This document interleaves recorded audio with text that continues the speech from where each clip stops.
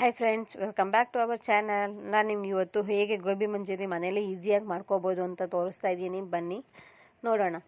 ಇವಾಗ ಫಸ್ಟಿಗೆ ಇಲ್ಲೊಂದು 8ರಿಂದ 9 ಮೆಣಸಿನ್ಕಾಯಿನ ಚಿಕ್ಕ ಚಿಕ್ಕದಾಗಿ ಕಟ್ ಮಾಡ್ಕೊಂಡಿದ್ದೀನಿ. ಹಾಗೆ ಒಂದು ಬೆಳ್ಳುಳ್ಳಿನ ಕಟ್ ಮಾಡ್ಕೊಂಡಿದ್ದೀನಿ. ಒಂದು ಕ್ಯಾಪ್ಸಿಕಮ್ನ ಚಿಕ್ಕ ಚಿಕ್ಕದಾಗಿ ಕಟ್ ಮಾಡ್ಕೊಂಡಿದ್ದೀನಿ. ಮತ್ತು ಒಂದು 2 ಈರುಳ್ಳಿನ ಉದ್ದುದ್ದಾಗಿ ಕಟ್ ಮಾಡ್ಕೊಂಡಿದ್ದೀನಿ. ದಪ್ಪ ಈರುಳ್ಳಿನ ತೊಗೊಂಡಿದ್ದೀನಿ. ಮತ್ತು ಗ್ರೀನ್ ಚಿಲ್ಲಿ ಸಾಸ್ನ ತೊಗೊಂಡಿದ್ದೀನಿ. ಮತ್ತು ಇಲ್ಲಿ ನೋಡ್ಬೋದು ಸೋಯಾ ಸಾಸ್ನ ತೊಗೊಂಡಿದ್ದೀನಿ. ಹಾಗೆ ಟೊಮೆಟೊ ಸಾಸ್ ಕೂಡ ತೊಗೊಂಡಿದ್ದೀನಿ. ಮತ್ತು ಇವಾಗ ಚಿಕ್ಕ ಚಿಕ್ಕದಾಗಿ ಹೂಕೋಸನ್ನ ಬಿಡಿಸ್ಕೊಂಡು ಏನಿರ್ತೀವಲ್ಲ ಅದ್ರಲ್ಲಿ ಹುಳ ಇರುತ್ತೆ, ಅದಕ್ಕೋಸ್ಕರ ಮತ್ತೆ ನೆನೆಸ್ಕೊಂಡು ಇಟ್ಕೊಂಡಿದ್ದೀನಿ. ಬಿಡಿಸಿ ನೀಟಾಗಿ ಕಾರ್ನ್ಫ್ಲೋರ್ ತೊಗೊಂಡಿದ್ದೀನಿ. ಈಗ ಫಸ್ಟಿಗೆ ನಾವೇನು ಮಾಡಬೇಕು ಅಂದರೆ ಒಂದು ಪಾತ್ರೆಯಲ್ಲಿ ನೀರನ್ನ ಕಾಯಕ್ಕೆ ಇಟ್ಕೋಬೇಕು.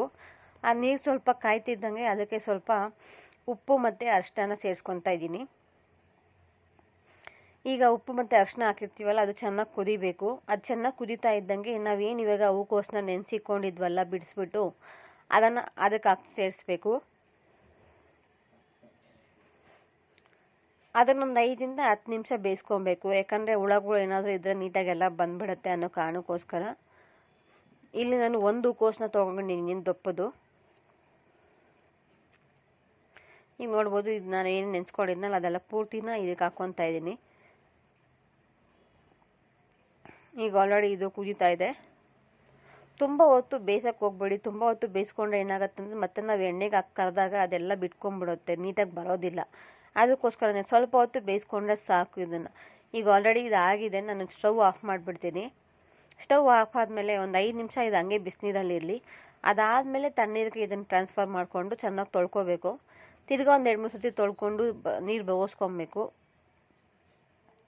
ಯಾಕಂದರೆ ಹುಳಗಳು ಏನಾದರೂ ಇರುತ್ತೆ ಅನ್ನೋ ಕಾರಣಕ್ಕೋಸ್ಕರ ಅಷ್ಟೇ. ಇವಾಗ ತೊಳೆದು ನೀಟಾಗೆಲ್ಲ ಇದಾಗಿದೆಯಲ್ಲ, ಇದಕ್ಕೆ ನೋಡಿ ನಾವು ಈ ಥರ ಇದು ಪಾತ್ರೆಗೆ ಬಗ್ಸ್ಕೊಂಡಿದ್ದೀನಿ.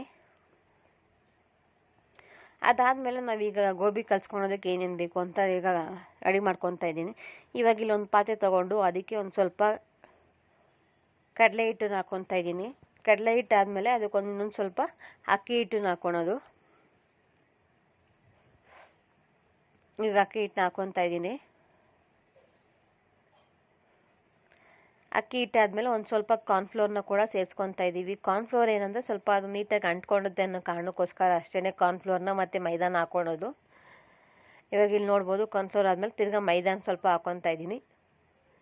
ನಾನು ಮೆಷರ್ಮೆಂಟಲ್ಲಿ ಲೆಕ್ಕ ಹಾಕ್ಕೊಂಡಿಲ್ಲ, ಅಂದಾಜು ಮೇಲೆ ಹಾಕ್ಕೊತಾ ಇದ್ದೀನಿ. ಈಗ ನೋಡ್ಬೋದು, ಮತ್ತು ರುಚಿಗೆ ತಕ್ಕಷ್ಟು ಖಾರ. ಯಾವತ್ತೇ ಆಗಲಿ ಖಾರನೂ ಮತ್ತು ಉಪ್ಪನ್ನ ನಾವು ಏನೇ ಆದ್ರೂ ಕರಿತೀವಿ, ಎಣ್ಣೆಗೆ ಹಾಕ್ತಾ ಇದ್ದೀವಿ ಅಂದರೆ ಸ್ವಲ್ಪ ಜಾಸ್ತಿನೇ ಹಾಕೋಬೇಕು. ಯಾಕಂದರೆ ಎಣ್ಣೆಗೆ ಹಾಕಿದಾಗ ಉಪ್ಪು ಮತ್ತು ಖಾರ ತುಂಬ ಕಮ್ಮಿ ಆಗಿರುತ್ತೆ. ನಾನು ತುಂಬ ಸತಿ ಇದನ್ನು ಎಕ್ಸ್ಪೀರಿಯೆನ್ಸ್ ಮಾಡಿದ್ದೀನಿ, ಅದಕ್ಕೋಸ್ಕರ ನಿಮಗೆ ಹೇಳ್ತಾ ಇದ್ದೀನಿ. ಉಪ್ಪು ಮತ್ತು ಖಾರ ಯಾವಾಗಲೇ ಆಗಲಿ ಸ್ವಲ್ಪ ಜಾಸ್ತಿ ಇರಬೇಕು. ಯಾಕಂದರೆ ಎಣ್ಣೆಲಿ ಕರಿತೀವಿ ಅಂದಾಗ ಅದು ಸ್ವಲ್ಪ ಕಮ್ಮಿ ಆಗಿಬಿಡುತ್ತೆ, ಅದಕ್ಕೋಸ್ಕರ ಅಷ್ಟೇ. ಈಗ ನಾವೇನಿದೆಲ್ಲ ಹಾಕ್ಕೊಂಡಿದ್ದೀವಲ್ಲ ಇದನ್ನೆಲ್ಲ ನೀಟಾಗಿ ಮಿಕ್ಸ್ ಮಾಡ್ಕೋಬೇಕು. ಇದಕ್ಕೆ ಇನ್ನೊಂದ್ಸತಿ ಹೇಳ್ತಾ ಇದ್ದೀನಿ, ಕಡಲೆ ಹಿಟ್ಟು, ಅಕ್ಕಿ ಹಿಟ್ಟು, ಮೈದಾ, ಕಾರ್ನ್ಫ್ಲೋರು ಇದು 4 ಹಾಕ್ಕೊಂಡು ಮಿಕ್ಸ್ ಮಾಡ್ಕೊಂಡಿರೋದು. ಮತ್ತು ಅದಕ್ಕೆ ತಕ್ಕಷ್ಟು ಖಾರ, ಉಪ್ಪು. ಈಗ ನಾವೇನು ಮಿಕ್ಸ್ ಮಾಡ್ಕೊಂಡಿದ್ವಲ್ಲ ಅದಕ್ಕೆ ಇವಾಗ ನಾವು ಹೂಕೋಸನ್ನ ಬೇಯಿಸ್ಕೊಂಡಿರ್ತೀವಲ್ಲ ಅದನ್ನು ಪೂರ್ತಿಯಾಗಿ ಇದಕ್ಕೆ ಹಾಕ್ಕೊಂಡು ಮಿಕ್ಸ್ ಮಾಡ್ಕೋಬೇಕು. ಯಾವತ್ತಾಗ ನೀರು ಹಾಕ್ಕೊಂಡು ಮಿಕ್ಸ್ ಮಾಡ್ಕೊಳಕ್ಕೆ ಹೋಗಬೇಡಿ. ಯಾಕಂದರೆ ನೀರು ಹಾಕಿ ಮಿಕ್ಸ್ ಮಾಡಿದ್ರೆ ಆಲ್ರೆಡಿ ನಾವು ಬೇಯಿಸಿರೋದ್ರಿಂದ ಮತ್ತೆ ನೀರು ಬಿಟ್ಕೊಳತ್ತಲ್ವಾ, ಅದು ಕರೆಕ್ಟಾಗಿ ಬರೋದಿಲ್ಲ ಅಂತ. ಈ ರೀತಿಯಾಗಿ ಡ್ರೈ ಆಗಿ ಮಿಕ್ಸ್ ಮಾಡ್ಕೊಬೇಕು.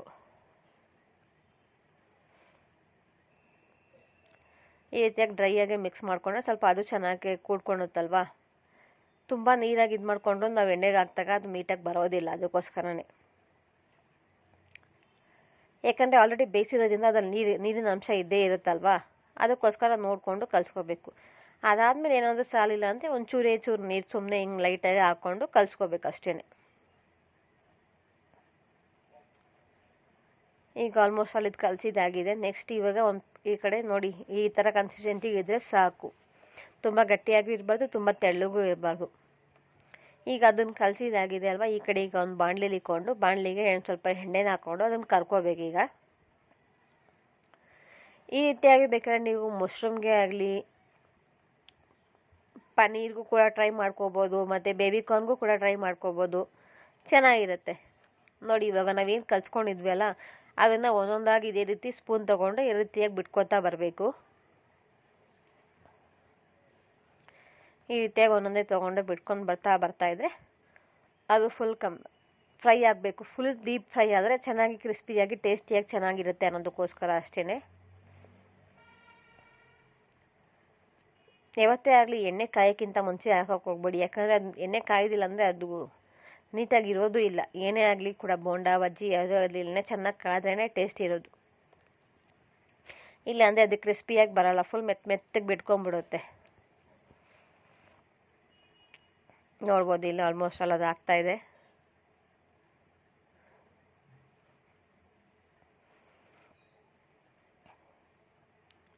ನೋಡಿ ಈಗ ಗೋಬಿ ರೆಡಿ ಆಗ್ತಾ ಇದೆ.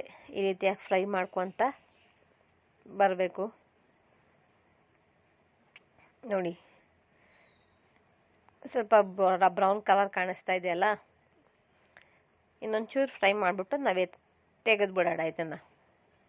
ನೋಡಿ ಇವಾಗ ಆಲ್ರೆಡಿ ತೆಗಿತಾ ಇದ್ದೀನಿ. ಈಗ ಇದನ್ನು ಒಂದು ಪ್ಲೇಟ್ಗೆಲ್ಲ ಹಾಕ್ಕೋಬೇಕು. ಒಂದೊಂದಾಗಿ ಇಷ್ಟಿಷ್ಟು ಮಾಡ್ಕೊಂಡಿರೋದನ್ನು ತೆಗೆದು ಒಂದು ಪ್ಲೇಟ್ಗೆ ಹಾಕ್ಕೊಂಡು ನೋಡಿ ಹೇಗೆ ಕಾಣಿಸ್ತಾ ಇದೆ.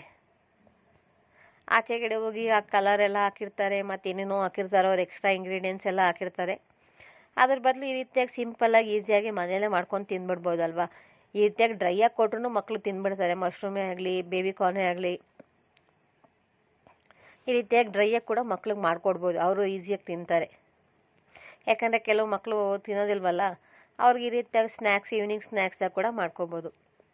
ಈಗ ಅದೆಲ್ಲ ಫುಲ್ ಆಲ್ಮೋಸ್ಟ್ ಅಲ್ಲಿ ಕಂಪ್ಲೀಟ್ ಆದಮೇಲೆ ಇವಾಗ ಇನ್ನೊಂದು ಪಾನ್ ಇಟ್ಕೊಂಡು ಆ ಪಾನ್ಗೆ ಒಂದು 3 ರಿಂದ 4 ಸ್ಪೂನ್ ಅಷ್ಟು ಎಣ್ಣೆ ಹಾಕ್ಕೊಂಡಿದ್ದೀನಿ. ಆ ಎಣ್ಣೆ ಹಾಕಿದ್ಮೇಲೆ ಎಣ್ಣೆ ಕಾಯ್ದ್ಮೇಲೆ ಈಗ ಬೆಳ್ಳುಳ್ಳಿ ಹಾಕ್ಕೊತಾ ಇರೋದು. ಏನು ಆಲ್ರೆಡಿ ನಾವು ಚಿಕ್ಕ ಚಿಕ್ಕದಾಗಿ ಕಟ್ ಮಾಡಿ ಇಟ್ಕೊಂಡಿದ್ವಲ್ಲ ಆ ಬೆಳ್ಳುಳ್ಳಿನ ಹಾಕ್ಕೊತಾ ಇದ್ದೀವಿ. ನಾನಿಲ್ಲಿ ಒಂದು ಬೆಳ್ಳುಳ್ಳಿನ ತೊಗೊಂಡಿರೋದು, ಚಿಕ್ಕ ಚಿಕ್ಕದಾಗಿ ಕಟ್ ಮಾಡಿ ಇಟ್ಕೊಂಡಿದ್ದೀನಿ. ಅದಾದಮೇಲೆ ಮೆಣಸಿನ್ಕಾಯಿ.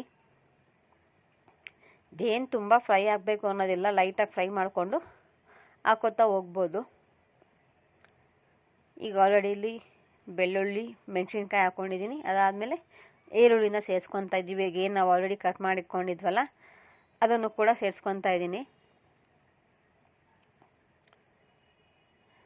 ಯಾವಾಗೂ ಅಷ್ಟೇ ಈರುಳ್ಳಿನ ಇಂಥದಕ್ಕೆಲ್ಲ ತುಂಬ ತೆಳ್ಳಗೆ ಕಟ್ ಮಾಡಿಕೊಂಡ್ರೆ ತುಂಬ ಟೇಸ್ಟಾಗಿ ಸಿಗುತ್ತೆ ನಮಗೆ ಬಾಯಿಗೆ. ದಪ್ಪ ದಪ್ಪ ಇತ್ತು ಅಂದರೆ ಅದು ಚೆನ್ನಾಗೂ ಇರೋದಿಲ್ಲ ಟೇಸ್ಟ್ಗೆ, ಅದಕ್ಕೋಸ್ಕರ. ನೋಡಿ ಇವಾಗ ಈರುಳ್ಳಿ ಹಾಕ್ಕೊಂಡು ಎಲ್ಲ ನೀಟಾಗಿ ಕಲಿಸ್ಕೊಬೇಕು.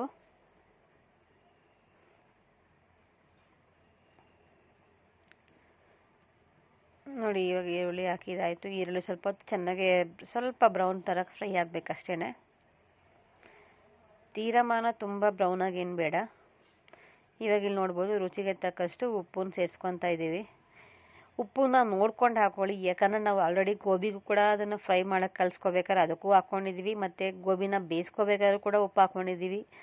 ಅದಕ್ಕೋಸ್ಕರ ಉಪ್ಪನ್ನ ಇದು ಮಾಡಬೇಕಾದ್ರೆ ಸ್ವಲ್ಪ ನೋಡ್ಕೊಂಡು ಹಾಕ್ಕೊಳ್ಳಿ. ಯಾಕಂದರೆ ಇದಕ್ಕೂ ನಾವು ಉಪ್ಪು ಹಾಕ್ಕೊತಾ ಇದ್ದೀವಲ್ಲ ಫ್ರೈ ಮಾಡ್ಬೇಕಾದ್ರೆ, ಸೊ ಅದಕ್ಕೋಸ್ಕರ ನೋಡ್ಕೊಂಡು ಹಾಕ್ಕೊಳ್ಳಿ ಉಪ್ಪನ್ನು ಕೂಡ. ಇವಾಗ ಕ್ಯಾಪ್ಸಿಕಮ್ ಸೇರಿಸ್ಕೊತಾ ಇದ್ದೀನಿ. ಕ್ಯಾಪ್ಸಿಕಮ್ ಕೂಡ ಚೆನ್ನಾಗಿ ಫ್ರೈ ಆಗಬೇಕು.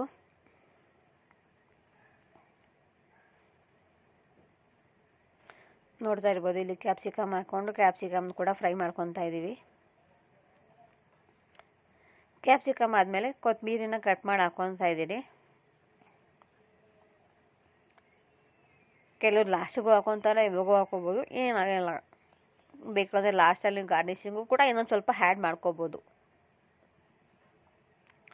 ಇವಾಗ ಇಲ್ಲಿ ನೋಡ್ಬೋದು ಕ್ಯಾಪ್ಸಿಕಮ್ಮು, ಈರುಳ್ಳಿ ಎಲ್ಲ ಚೆನ್ನಾಗಿ ಫ್ರೈ ಆಗ್ತಾ ಇದೆ.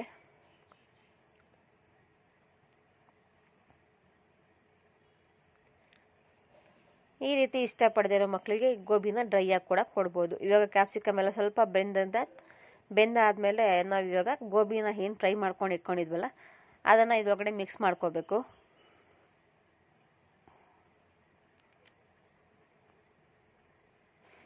ನೋಡಿ ಆಲ್ಮೋಸ್ಟ್ ಎಲ್ಲ ಆಗ್ತಾ ಇದೆ. ಇವಾಗ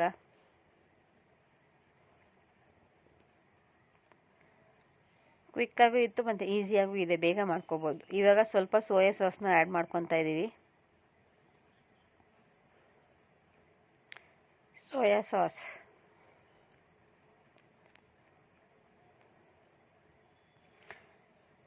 ಸಾಸು, ಚಿಲ್ಲಿ ಸಾಸು ಮತ್ತು ಟೊಮೆಟೊ ಸಾಸ್ ಏನಿತ್ತಲ್ಲ ನಾವು ಅದನ್ನು 3 ಆ್ಯಡ್ ಮಾಡ್ಕೋಬೇಕು. ನೋಡ್ಬೋದು ಇವಾಗ ಸೋಯಾ ಸಾಸ್ ಆದಮೇಲೆ ಚಿಲ್ಲಿ ಸಾಸ್ನು ಕೂಡ ಆ್ಯಡ್ ಮಾಡ್ಕೊತಾ ಇದ್ದೀವಿ. ಚಿಲ್ಲಿ ಸಾಸ್ನ ಸ್ವಲ್ಪ ಹಾಕೋಬೇಕು, ಯಾಕಂದರೆ ನಾವು ಆಲ್ರೆಡಿ ಮೆಣಸಿನ್ಕಾಯಿ ಹಾಕಿದ್ದೀವಿ, ಖಾರದ ಪುಡಿ ಹಾಕಿದ್ದೀವಲ್ವ, ಅದಕ್ಕೋಸ್ಕರ ನೋಡ್ಕೊಂಡು ಹಾಕೋಬೇಕು. ಇದು ಟೊಮೆಟೊ ಸಾಸ್.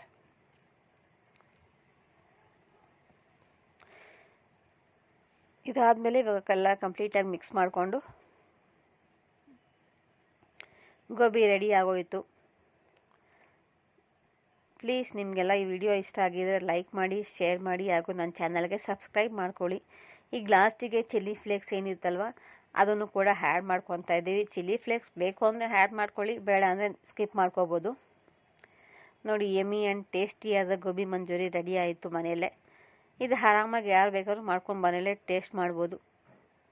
ವಿಡಿಯೋ ಇಷ್ಟ ಆದರೆ please subscribe to our channel.